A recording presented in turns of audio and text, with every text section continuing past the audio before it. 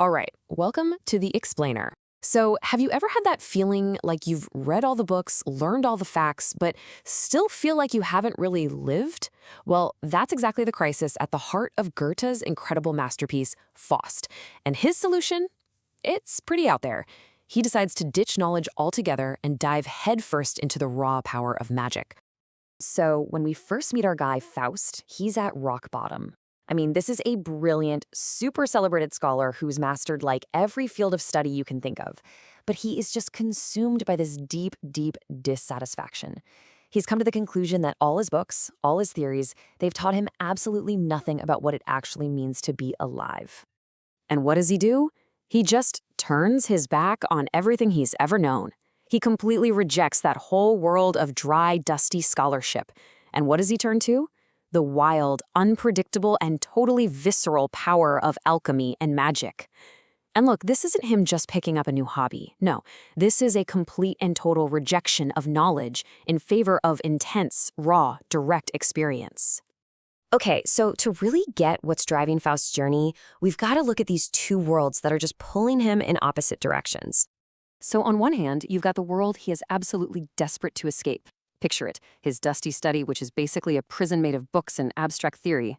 But then, on the other hand, that's where you find everything he craves. The raw power, the sensation, the pure, untamed freedom of the world. And it's all being promised to him through this forbidden path of alchemy and magic. So the big question is, how does he make this massive leap from the world of books to the world of, doing stuff? Well, to do that, you're going to need a business partner of a slightly different sort. This is where he makes that legendary pact.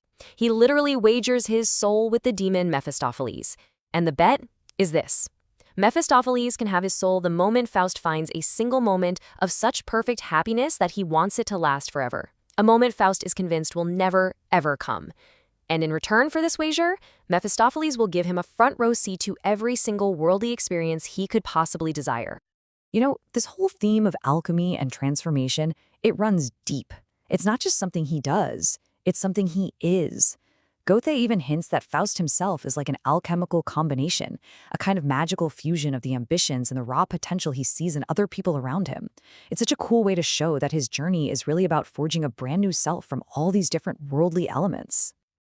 But this deal with the devil, it isn't just some philosophical thought experiment. Oh no, the magic it unleashes has immediate, very real, and, well, often devastating consequences out there in the real world. And here's where we really see how this magic is a catalyst for chaos. So take the witch's potion. On the surface, it's just meant to make him young again, right? But what it really does is unleash this absolute firestorm of uncontrollable desire. And this one single magical act, it kicks off a tragic domino effect that leads straight to this intense romance with a young woman named Gretchen, and, ultimately, to the complete and utter destruction of her life. And this is a really key point. Faust's journey with magic doesn't just stay on this personal, individual level, not even close. His ambitions and the sheer scale of his power are about to grow exponentially. So yeah, at first, the magic is super personal.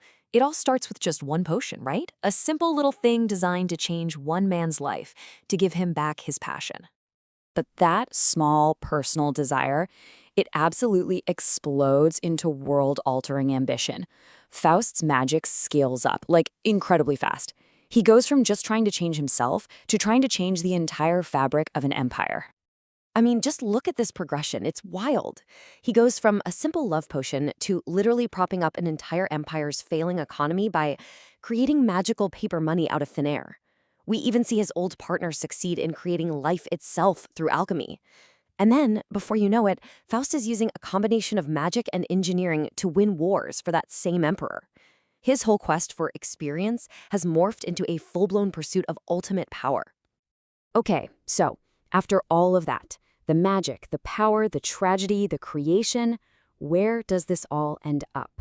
What's the final takeaway from Faust's absolutely insane journey? What the story ultimately reveals is that Faust's real purpose was never going to be found in one single perfect moment of satisfaction. It wasn't about one specific magical act. The great paradox here is that his salvation is actually found in the process, in that relentless, continuous striving for more experience, more projects, just more life. And really, this is the heart of the whole thing. Faust never actually has that one perfect moment, so Mephistopheles never gets his soul. Why? Because Faust's true satisfaction doesn't come from achieving the goal. It comes from the pursuit of it. It's that endless striving, that constant drive to experience and to create, that ultimately defines and even redeems him. It was never about the destination. Which, of course, leaves us with a pretty profound question, one that's right at the heart of this masterpiece. It really challenges us all to think about where real wisdom comes from. Is it found in the safety of what we know, in the books we read? Or is it found in what we dare to experience, out in that unpredictable and, yeah, often dangerous world?